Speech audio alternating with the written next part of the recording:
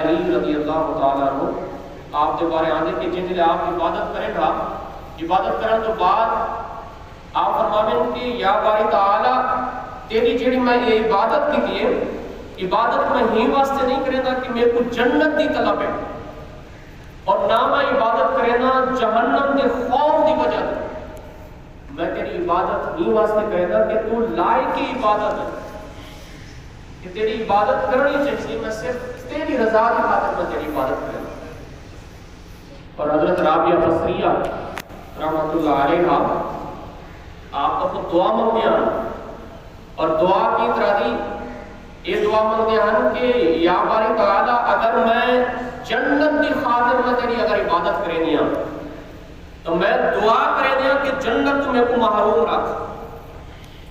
اگر میں عبادت کریں گیا جہنم تو بچن کی خاطر خوف کی وجہ تو میں دعا کریں گیا کہ میرے کو جہنم دے بھی سٹ، لیکن اگر میں عبادت کریں گیا تیری رضا کی خاطر اور تیرے کو پاون کی خاطر تو میری دعا کو رد نہ کریں، جڑا میرا مقصد ہے وہ مقصد میرے کو قیامت والے نہیں حاصل کی۔ تو یہ ہے ترک عقبہ کہ صرف مقصد کیا ہوئے اللہ تبارک و تعالیٰ کی رضا، صرف اللہ تبارک و تعالیٰ کو حاصل کریں، صرف اللہ تبارک و تعالیٰ کی سوچ، یعنی زندگی کا مقصد ہی ہوئے کہ سارا رب سارے کو راضی تھی مجھے۔ یہ خواجہ غلام فرید رحمۃ اللہ علیہ نے فرمایا کہ میرا عشق بھی تو،